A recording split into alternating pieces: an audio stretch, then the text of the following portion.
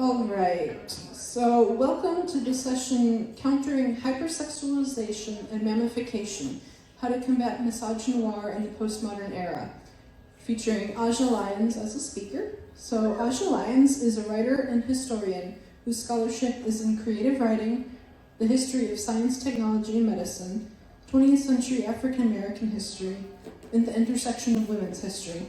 She's currently working on an autoethnographic memoir of the American slave plantation house as brothel, its post-slavery effects on African American women, and surviving childhood sexual abuse. So please join me in welcoming A'Ja Lyons, and I'll turn it over to her. Thank you so much, ladies. I'm so grateful out of all the wonderful, wonderful presentations made available by these fantastic women. Joe's mine. Hi there. So I want to start off with a question. So ladies, and this is an actual safe space for women to talk and engage, so no one will be judged negatively. We will just share information and gentle redirection. But I just want to ask, what do you see when you look at this image? And could someone possibly dim the lights just so that my slides show up better? Is there a light switch? Thank you, Heather. Heather's got it. Oh, that's good. There we go. So I hate that book. That is great. That book being The Help. And yes. It's so awful, and I hated it when it was popular, and I hate it when the Farragher house. Thank you so much. And why did you hate it? Let's talk about that. It's horrible and racist and horrible. And how and why is it horrible and racist? In all the ways. In all the ways. Let's parse that out. So let's start with what we see. So the top image is The maid and the white girl. I don't know. yes. So Miss Celia is the white woman, and then Minnie is the maid. And so what else is going on in this picture? Yes, Miss Lorraine. I'm seeing two contrasting representations of what Black women have to contend with: the mammification and the hypersexualization of the two. At the bottom. Yes, thank you so much, Lorraine. Oh, I saw a hand raised. Yeah, I was just going to comment. Yeah, pretty much the same thing, where Black women are either seen as like servants or sexual objects of desire. They're not allowed to be human with their own feelings. They're just used in one way or another. Absolutely. Anyone? Any other woman? Yes. It kind of reminds me of the Madonna horror Yeah, dichotomy. that's. You get it. Thank you so much. Yes, we want to get into how this is communicated, because we can't recognize it if we're not able to adequately analyze it. So, I mean, it's not just, yes, we see the woman who's literally either, putting it all out there, and the woman who's buttoned down, covered up, and literally in service to someone with more power and authority over her.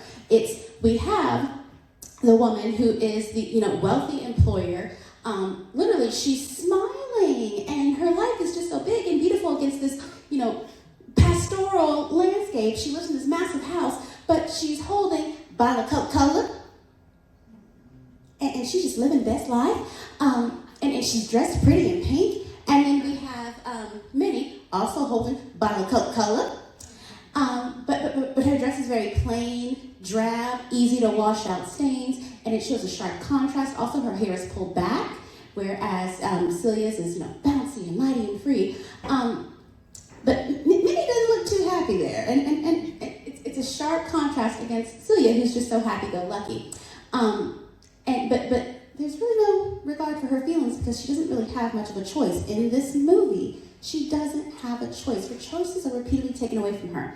And then we go down and we have the rappers Megan Thee Stallion and Cardi B. The earrings, the song is WAP, an acronym for wet ass pussy. Their tongues are out, their mouths are gaping open, sexually available, their eyes are closed. So in addition to them being of sexual service, they're not even able to physically see what's going on. And these are some of the most dominant images seen of Black women, particularly in the West.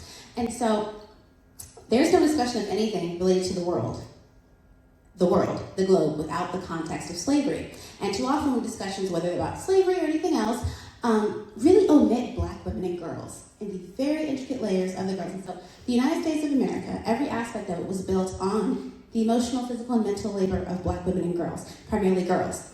And yet we, meaning Black women, remain either invisible or degraded. economic and social profit in many arenas.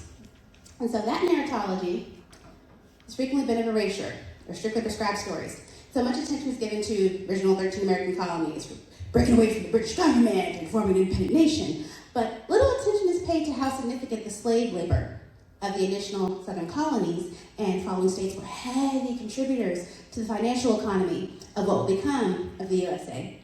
And so that inequality allowed the United States to become an economic powerhouse by declaring and enhancing its own sovereignty through the exploitation of black bodies to cultivate commodities. So, so the art is actually from a Brazilian composer of a slave in Brazil. So, just a little side note here. I'm going to try not to go into too many of those. And please warn me, flag me if I'm talking too fast.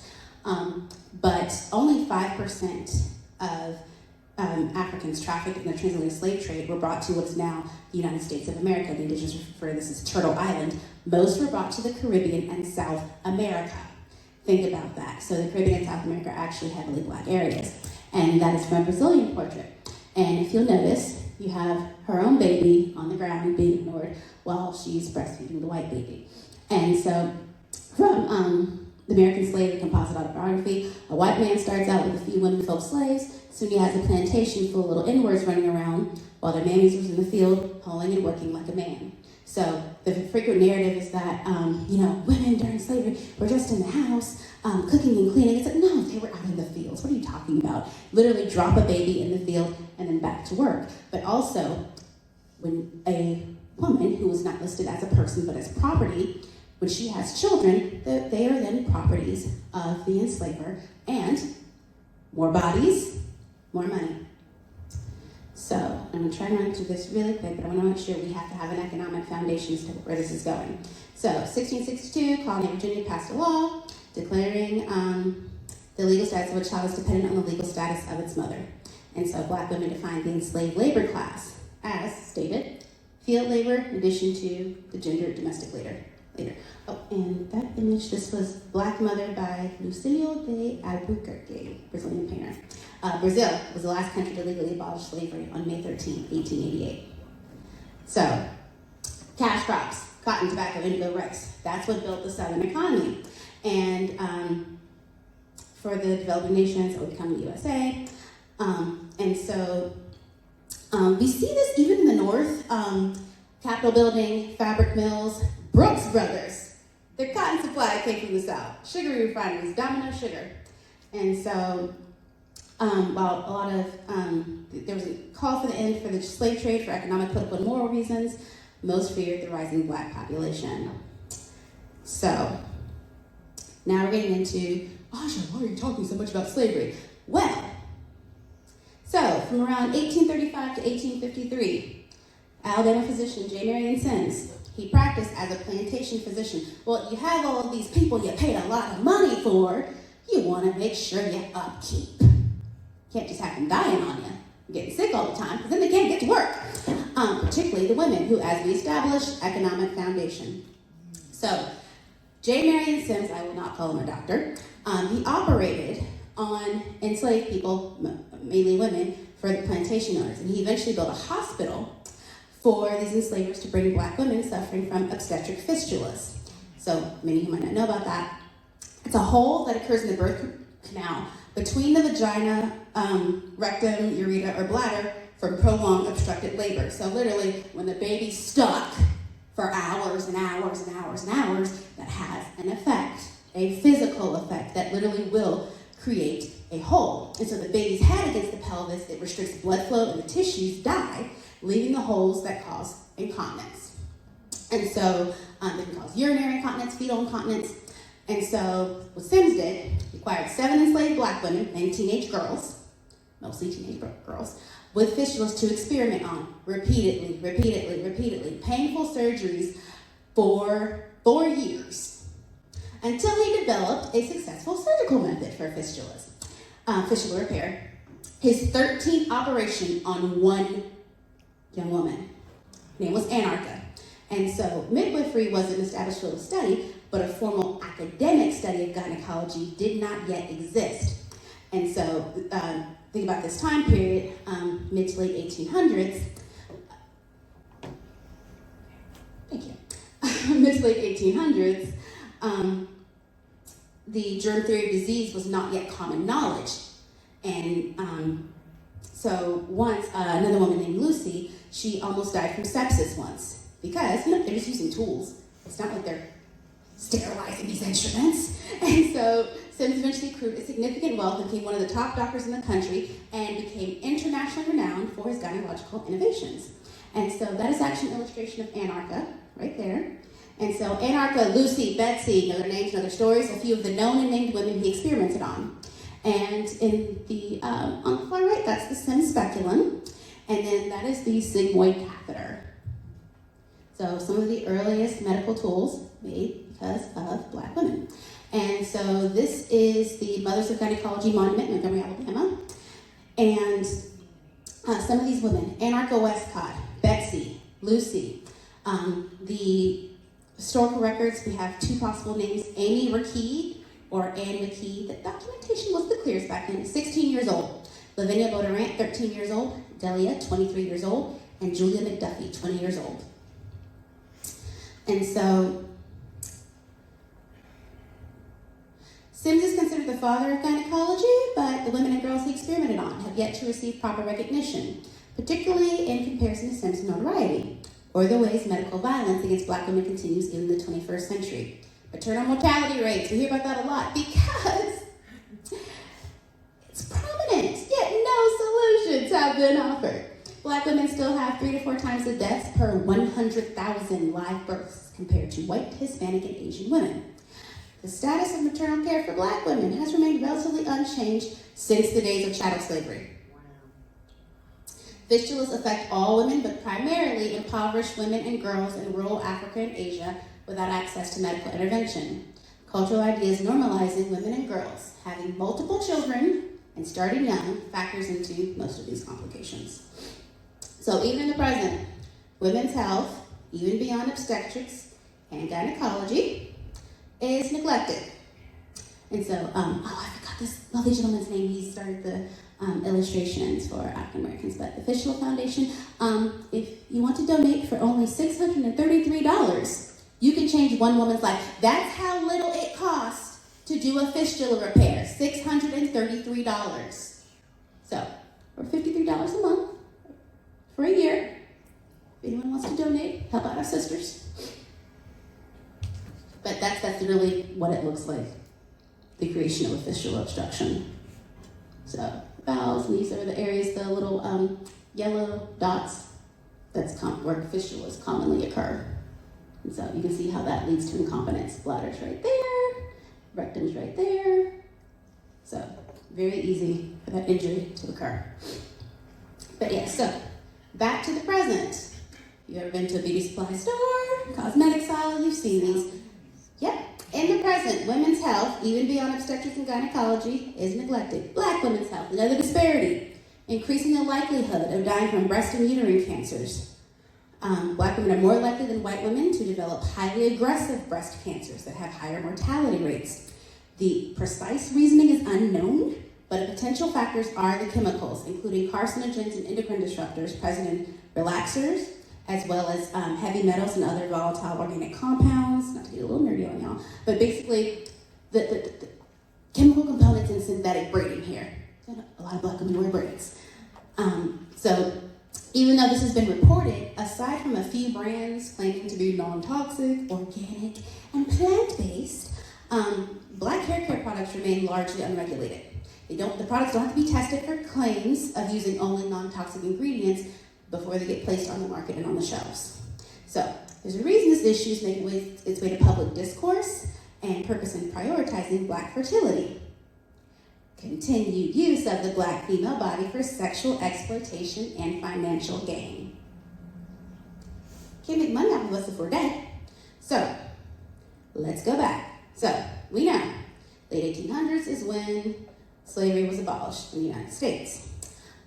But the shuttering of the plantation doors did not mean the social expectations and perceptions of Black bodies shifted. So, it did not mean freedom from control, manipulation, or financial profit. What, you think we're gonna run off and let you be free? No. So, 19th century Americana, we saw a switch to greater emotional violence through imagery. Imagery pictures is how you get people to believe, act, and do. So, ad agency, Philadelphia, 1841, William Palmer, 1850, major businessmen, Phineas Taylor Barnum, that name ring familiar? That's right, Ringling Brothers, Barnum Bailey Circus! So, they utilize advertising to promote their products and attract audiences. That consumer economy. Rhetorical strategies of, as we saw with Miss Celia and Minnie, we have the idealized white female juxtaposed against the stereotype of black womanhood. These advertising cards became a popular 19th century tool. We have the Eclipse clothes ringer. So, simple flip of the card. This was the front, and the right image is the back. So, we have the domestic worker, again, the maid, working long into the evening. So, in the left image, she's muscular, dark skin, and she has textured hair under a headscarf. And she's bringing out laundry with a wash tub. Second scene, we have that clothes wringer attachment on the tub, and the white woman is pleased that Dinah finished the laundry early instead of taking all day like she did initially. But also, let's look at Dinah. She's less muscular, her lips are thinner, she's standing tall and dressed elegantly. And almost equal to her white counterpart, but if you look at the text, she's still speaking in this horrible slave affect. So this type of imagery is equal parts conflating the product for sale with white ideology and affirming race and gender roles. Because both of these women, they're still in a dress and they're still expecting to do these patriarchal roles. So primary ads were black women of consumption affirming their access to be consumed. So the hypersexualized being, the Jezebel stereotype. A black woman is sexually lewd, animalistic, barbaric, and deserving of subjugation. So I'm gonna tell me what y'all see in this ad. Your face is killing me. I don't want to tell you what I think of that. But I want to hear. We're listening to women right now. We're talking to women. Okay, so comfortize with Fairbanks Morse air conditioners in that lower right-hand corner. This is an ad for air conditioning. She should be wearing a sweater then. This is a topless tribal African woman with her backside in the air. The text behind her says, if you look around her head, well, blow me down. And then, so there's another image. So this is one image on the right, another on the left, and this is one that's harder to see, but you can see her relaxing on her back. And it says, when it's even too hot for a Hottentot. Oh, wow. And Hottentot comes from South African Dutch. It's a term used to describe the Khoisan people of Southern Africa. And one of the most famous Khoisans, Sarah Baartman, she was born in colonial Dutch South Africa, and she was eventually kidnapped and displayed around Europe as an exhibit because of her body type. There's an actual term for this. I struggle to pronounce it, so I won't butcher it. But her body remained on display in a Paris museum for over a century after her death. But let's look at this time period again. So she died in 1815. The Victorian era, mid to late 1800s, for those who weren't, is not long history, that's okay, saw mass production and technological advancement in sewing machines and clothing production during that time period. And so the advancement in printing, advertising, and fashion created trends. We had this mass production, we had imagery, we had photo, and we're shifting even towards video, early video technology. So the bustle, you will all see that. You see this in every period piece. Where did that come from? Sarah Baartman's body as the ideal. But not on her, on white women. So the most well-known and persisting stereotype of black womanhood is the mammy. Typically depicted as obese, dark-skinned, matronly, happy to serve white people. Never around other black people, unless to fulfill the needs and wants of white people, even to her own detriment. No other remnant from the 19th century has sustained relevance in mainstream American culture than A'Ja Mama pancakes. So we continuously see similar depictions of black women dedicated to a white person and their family, little to no interaction, sassy affect. The common factor, each of these stereotypes, is a silencing and control mechanism. is to reinforce social restrictions based on societal expectations. And so this imagery wasn't just, oh, this is how we want to see black people. No, it's the justification for previous offenses. Continued belittlement, and the big one, refusal to reckon with slavery. If black people are subhuman, then there has been no wrongdoing. If no wrongdoing has occurred, there won't be a reckoning. The purpose was to ease the cognitive dissonance. So, if we depict the domestic house slave as fat, unattractive, too disgusting to put your penis in, there's no way those white men were raping her. Most people were not that fat when you barely had access to food and you were working 16-hour days. No. But even if she was, since when do men care about that? This woman was getting raped. She was getting raped. But they have to put on this type of imagery to deny that white men were raping black women. And she couldn't have been crying and wanting to kill herself. No, she was too busy smiling and making pancakes. So there's not only that moral aspect, but a financial factor. The use of the familiar is comfortable, and it's a popular selling point. It always goes back to money. They're going to make money. So, 20th and 21st century, same narratives recycled with new black bodies, but same interpersonal dynamics perpetuated. So, this is done through rhetorical choices, passive allowance, direct enforcement and reinforcement, black women's sexuality. Well, nudge went up to y'all. Refusal to adhere to the expected performances and parameters that demand certain performances result in negative consequences. The proliferation of stereotypes and cycles of self-hate referred to as trapping black women into a Jane Crow. Jane Crow, hopefully names you'll know, first coined by lawyer and civil rights activist Dr. Pauli Murray. The segregationist practices of Jim Crow era laws, Jane Crow, refers to the concepts now known as intersectionality that's been colonized, but specifically regarding being black and a woman. Pauli Murray turned to coin Jane Crow for being denied admission to Harvard and being the only woman in her Howard University law class. They weren't too happy about her being there either, but. So when black women don't submit, they're often rendered invisible and without a livelihood. This makes them even more vulnerable to other risk factors such as poor mental health, class disparity. But keep going here. So, the refusal to be a sounding board, emotional carry of the burdens, or work as a mammy often leaves black women deemed cold, rude, non-compliant. The poverty rate in the United States more than doubles for black women, more than doubles the rate of white women. 1 in 4 black American women live in poverty. Y'all, I have a master's degree and I'm getting a PhD. I'm still poor.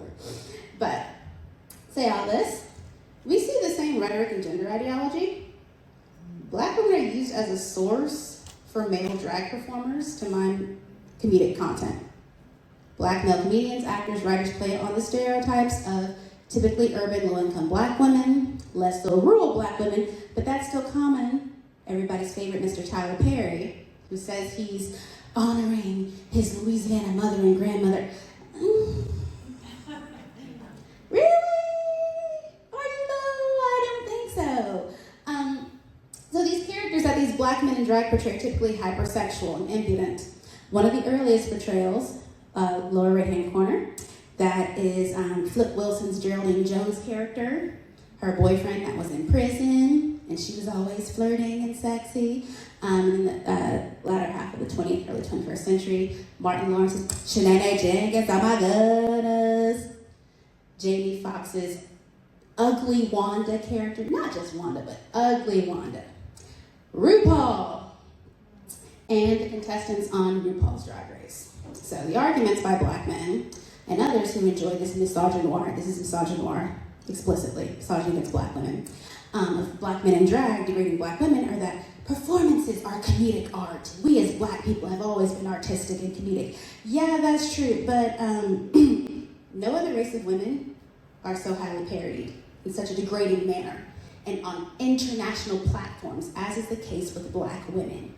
The narrative isn't just that these portrayals are even mildly representative of who we are, but that it's how we're perceived, who we're expected to be, and space for men to profit from it. So, see if we get this going. get started. You have to get it on paper. Prototype, test fonts, fail fonts. It's the ideas and the choice of which ones to flesh out that I think are very human disciplines. We have started to deal with computers in higher and higher levels of abstraction. And push a button. People then end up spending more time on the decisions of what they want to actually I do. tried that, it'll just pause it. Oh, sorry.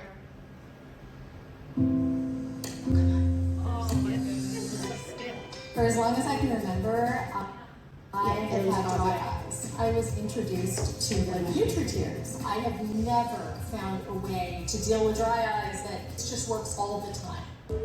Here we go. Today's mini challenge is a makeover, where you'll be turning a lady into a tramp. The lady in question is me. Or as I like to say, mini-roo. Now, as you girls see, there are only 6 supermodel dolls. So, you'll be working in pairs. And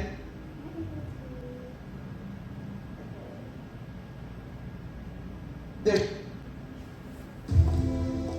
Communication. Language. Okay, so People take them for granted. Para mí, la comunicación lo es todo.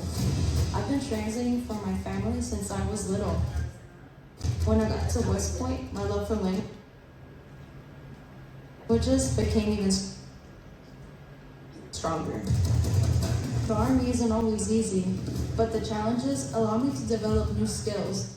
Okay, long story short, it's pretty disgusting. I don't want to risk not being able to have this up, but it's horrible stereotypes. Their dolls are named names like Free-for-All. The outfits are like cut out with like one titty out. They show an image, and I maybe will show it later after this presentation, where she's beaten up after a long night of being a prostitute, and they literally like, draw black eyes, and her skirt's halfway off. It's pretty disgusting. And this is from the show RuPaul Drag Race, and that has been on for years and has international versions, and this is how they see women or want to portray women, even on a doll.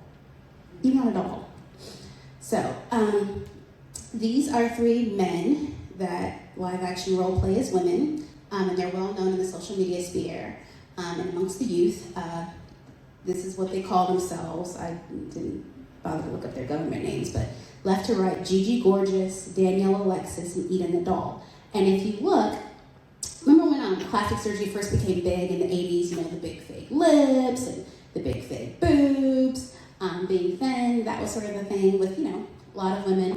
But now we're seeing these men put on, I mean, just this very, this is how people think urban black women look. You have the tans and the long ponytails and then the leopard print, and then it's always, you know, the posing like this.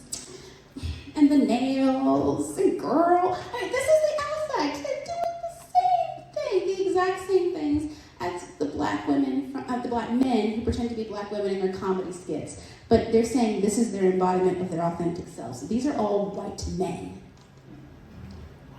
that are literally making a mockery of urban black women. They're not trying to look like Michelle Obama or black women in academia who've gone on to university. No, they're copying low-income black women who are trying to be artistic, creative, and resourceful. And they think this is just sources to be mined from. Okay. But again, this is historical, rinse, repeat. So 15th to 17th century, so I'm gonna get a little bit more science nerdy here, STEM historian. Please stop me if anything becomes unclear. So when you look at cycles throughout history, when there's technological development, massive changes in the landscape, not just, you know, in aspects of development, but it shifts the social landscape. So 15th to 17th centuries, the glass delusion became prominent. This is King Charles VI of France. So glass was developed. Now people had a way to look at themselves, reflect their exterior worlds that shifted their interior aspects of self. The glass delusion, people, mainly royals, the wealthy monarchy, thought they were made of glass. But there was this new material out, and they too were as fragile as glass and even had armor made to protect themselves. Because, somebody could just like literally smash them on the hands. You're made of glass, bust open and see, blood, sinew, flesh. Well, no. Or literally, it was just the leg that was made of glass, or just the arm that was made of glass. And Industrial Revolution, where we saw iron, steam, textiles. We saw more of a slowly shift to marketing economy, but also people literally would treat themselves. And finally, new aspects of clothing, because this was now being built, and clothing became an aspect of identity. And second technological revolution, electricity. Well, if you actually read Mary Shelley's Frankenstein, does she say Frankenstein was brought to life by electricity? Anybody who's read it? No, but at the time, this was major innovation. And so when they created the film, well, how should we bring Frankenstein to life? Electricity. Electricity is life. Likewise, when cars became mass-produced, oh, baby, people who could afford a car, you wouldn't see them at all without their car. It became two aspects of their identity. And medicine. So when we had the French Revolution, we also saw massive changes in medicine, hospital medicine. Before that wasn't a thing. People got sick, treated, and died at home. But now we have hospitals, doctors in hospitals, the professionalization of medicine. And now people doctors, medical professionals, doing all kinds of things with medicine, including the famous Christine Jorgensen, early 20th century, sort of America's first transsexual. Yes. And so we saw that as medicine became revolutionized, what people experimented did and could then change the body is how we see that. And as we're now heading into the third industrial revolution, we have the information age. Everyone has ultimate access to information. You literally open your laptop, you can find out what's going on, how things work, how to do. And we're shifting, the state that we're shifting to the fourth industrial revolution, that's augmented reality, AI, biotech. I mean, you go into a gas station these days, you don't see someone physically mopping the floor. You see a machine going around the store, cleaning the floor. That's our new realities. So, recent years, again, back to how does this affect Black women? The gross disparities in Black American women's health have reached the discourse, but again, it's consistently poor. Even for Black women with higher educational attainment and economic status. I'm in my early 30s. I was told to get a hysterectomy for my fibroids. Yeah, I was just 32. I'm told to get a hysterectomy. Not even that there are other options that might even preserve my fertility or just not taking out the whole parts. But my womb is no good. It's just full of these tumors. Let's just rip it out. So there was a Black Maternal Health Omnibus Act of 2021. It was introduced by Representative Lauren Underwood, Democrat from Illinois, Representative Alma Adams, Democrat from North Carolina, and well-known Senator Cory Booker, Democrat from New Jersey. Still hasn't gotten pushed through yet, unfortunately. Directs multi-agency efforts to improve maternal health, particularly among minority groups, veterans, and other vulnerable populations. Address internal health issues related to COVID. But introduced February 8th, 2021, passed off at the 8 different committees and has yet to move past an introduction. So yeah, because Black women's health is no longer tied entirely to America's economic status, not the aspects of maternal health. Black women are not a significant number of gestational surrogates and no longer encompass the majority of the low-wage labor force. So,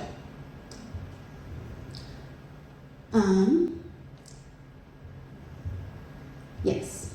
Dr. Joanna Adele Carrera-Perry, who serves on the advisory board of Black Mamas Matter Alliance, a national network of 24 maternal health initiatives and organizations led by Black women.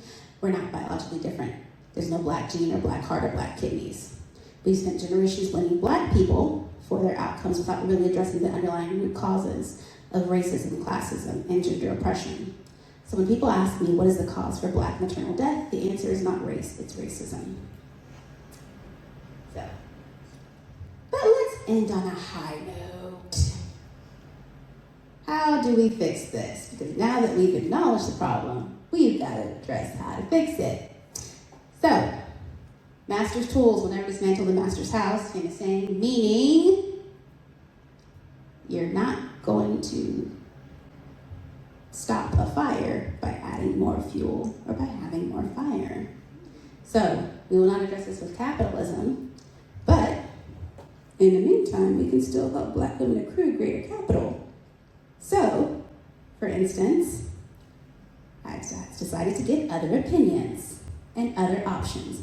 Thankfully, I had a car to be able to drive to other providers and start asking some questions. Thankfully, I have pretty great education, and I knew to ask questions and keep asking questions and keep asking questions, keep asking questions. It expands options, accessing other doctors, better jobs, or at least surrounding yourself with better people. The most marginalized women do not have that options. So increasing access and increasing safety to ask questions instead of being beaten down. So, deviating from the standard, consider other women, not like yourself. As Amy Chikawa said, stop thinking them, start thinking us. So, thinking small only when working small for a very narrow, precise focus. Well, obviously, if a woman needs a wheelchair, doesn't have one, how can we get a wheelchair? But when it applies broader, how can we work for disability access for disabled women? Question if and what women are taking up space, and if that's potential room for work. So, how many Black women have we seen here? This is kind of a thing in radical feminist spaces that we don't talk about. Why? Is it just money, or is it just how many Black women don't feel like they can be seen and heard, understood and respected in these spaces? Because why aren't there other Black women academics here? Yeah. They pay to go to a dozen conferences a year. Why aren't they at these conferences? They don't feel comfortable. No. Sometimes I question whether I want to stay in this movement. And there are some women doing the work that make me want to stay around, but there are others that are seriously pushing. They're pushing against the efforts from those who aren't putting in the work to have us show up and be here. So, have those conversations with those women, and you know who they are, and stop pretending like you don't know who they are. Start that. If you don't feel comfortable engaging directly with Black women, start with the white women who are working against what you're trying to do. Use your voice to silence when necessary, and question. And people are really often responsive to requests. So, let's look at the Mute R. Kelly campaign. Everyone was able to get on board with that. And there were white women allies who helped shut that down. So no, don't bite to the, oh my God, it's racist, you took down a Black man. He raped Black girls, take him down.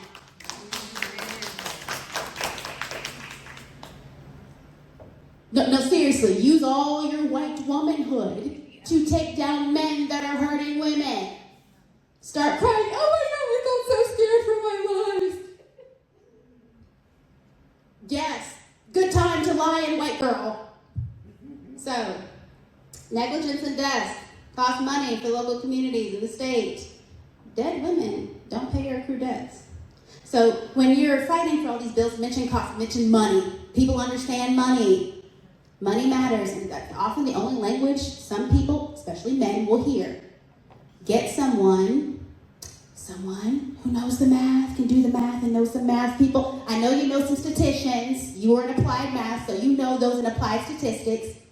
If people hear that government programs won't bring them any money, they're less likely to support it. So talk money. Talk long money. What will this mean for the short term, but also how will this bring money in the long term? But y'all know whiteness. People want to hear money and they want to see money. So talk the language that people know and understand. They're not going to hear or care about race, marginalization, BIPOC. No one Black is saying that. No, money. Our communities need money. This is how we get money. We apply for this grant. So when you're talking to these entities, if we do this, we'll get more money this way. So, to close, and I do want to leave room for questions. So, black women disproportionately experience violence at the home, at school, on the job, and in their neighborhoods, and they're criminalized for taking actions while being victimized. Fight back, they go to prison. They're further victimized by society institutions that refuse to equip them with the necessary tools that will enable them to thrive and become survivors. The black female body remains under authoritarian control by both society and institutions, perpetuating plantation dynamics to serve capitalist and social interests. As long as there's financial gain to be had, it is unlikely change will occur. And until there's a reckoning with the social dynamics resulting from keeping black people captive for hundreds of years, the expectations for social performances from black bodies will continue. Thank you, women, so much. 10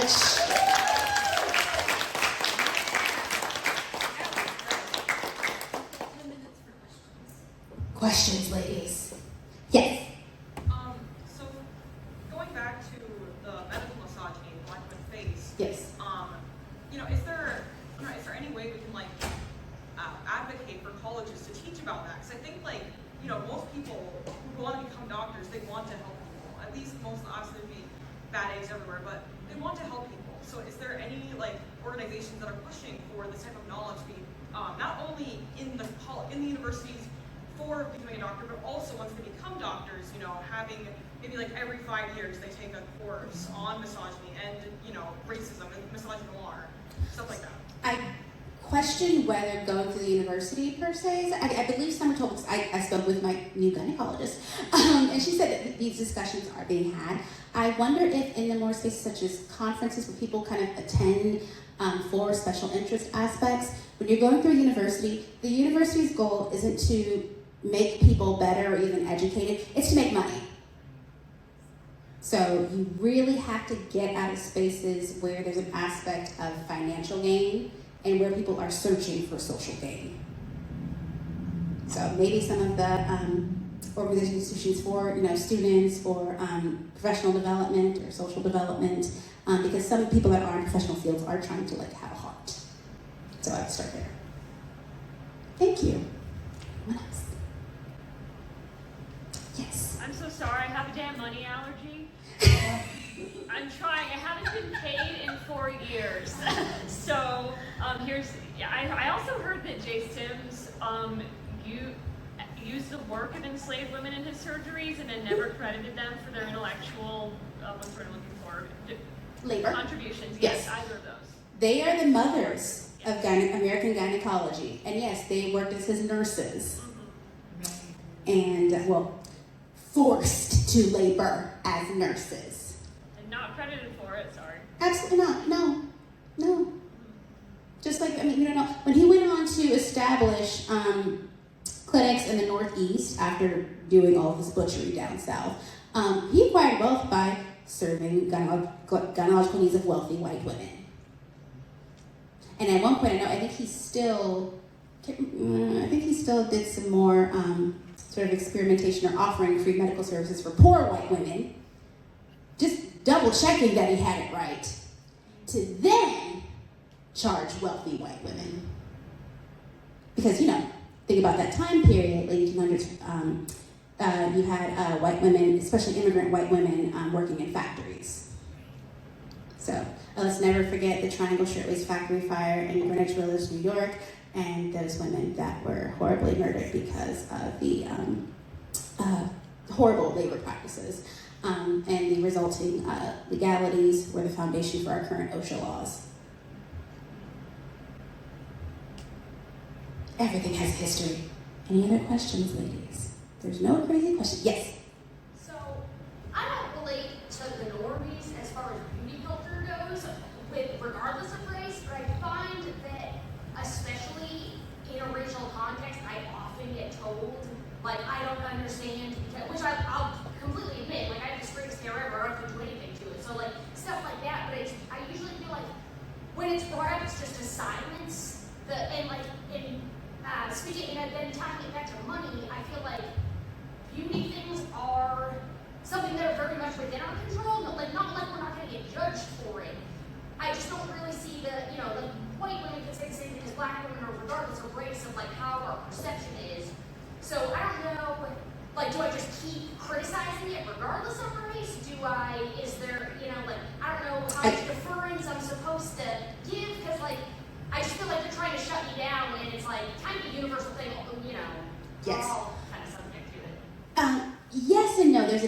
racialized aspect. So if a white woman comes in, she hasn't brushed her hair, maybe she throws her hair into a messy bun.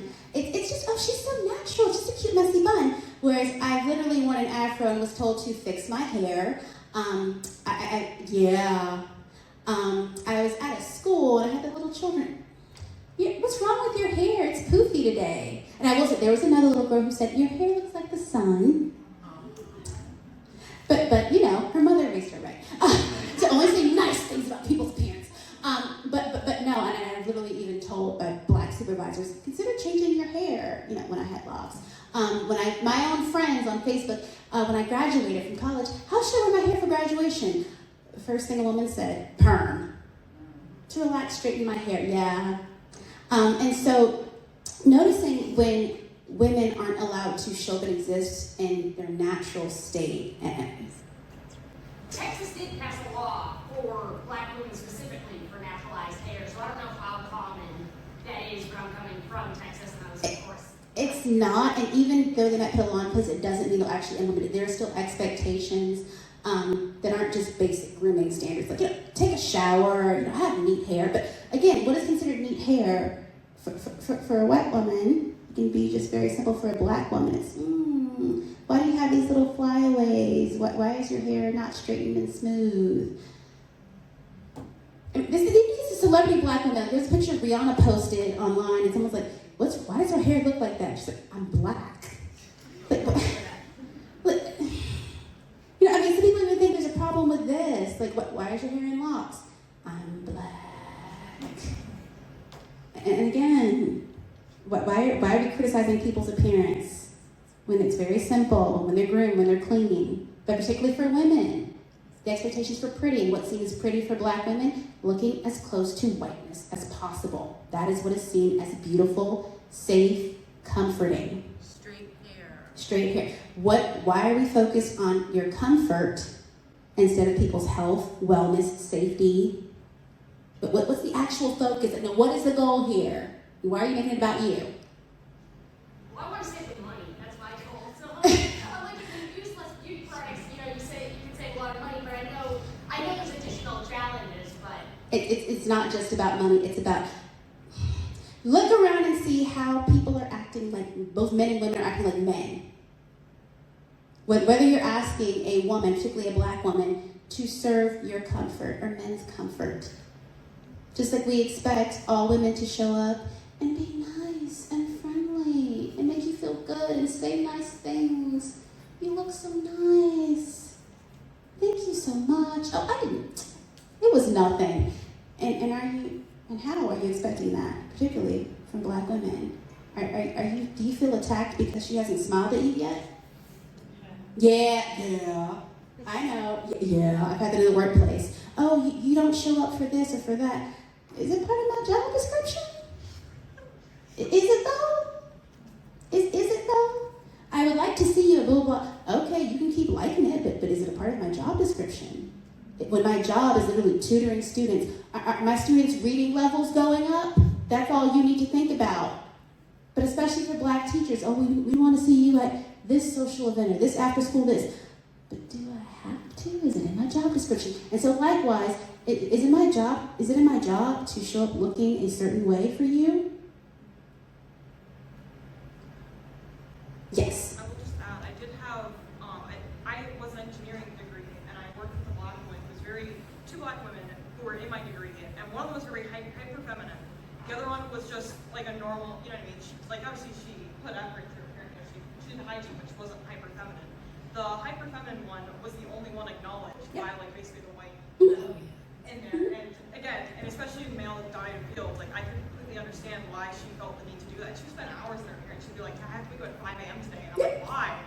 And then she's like, well, I have to do all this and that, and so to be competitive and to be acknowledged in a field like that, like sometimes that it kind of feels like that you have to do that, even though you don't have to. But it's so reinforced, and then the positive reinforcement too from it. Like once you stop, wearing makeup, you stop receiving the compliments, and so it's psychological as well as, actually materially, like getting ignored. Because one of our classmates, I hated his ass, but he like literally ignored me and the other black girls because we weren't conventionally attractive, basically. and he would only interact with that one hyper feminine woman. She was very good. She was very sweet, but you know what I mean? Like, yeah. But anyways. She wasn't playing the game, putting on a show. A fashion show that is expected for women, but even more so for black women. Yes. Yeah, I also want to add, too, with the doctor thing, I think part of it is also that doctors see black women as being able to tolerate more pain, but also in the financial situation. Black women just can't afford as good of health care. So you need to attack it from both angles with the medical misogynoir, is that they're both lacking the financial, and then obviously the doctors too, whether subconsciously or not, they aren't giving black women the same treatment and sensitivity that they deserve. Yep. I will say my last couple female doctors, the one who did my fibroid removal and my current OBGYN, are wonderful. I had another great nurse midwife I saw in Iowa, but I've had horrible care elsewhere. So some are trying, but it's a mass systemic issue, and it's like playing whack-a-mole. Seek out black women doctors. Mine is awesome. She's so wonderful. But there's not that many. I went from one to another. They exist. Find them. Give them your business. Yes. Because I think that is how we move past it. Yeah. If you can find one, go for it. But I lived in Iowa and in Oklahoma, which makes it a little harder. Yeah. So if you're in like Illinois or New York or Texas, that'll be a lot easier. We are running out of time, ladies. I think we're out of time actually. But thank you all so much for being here. Thank you for listening.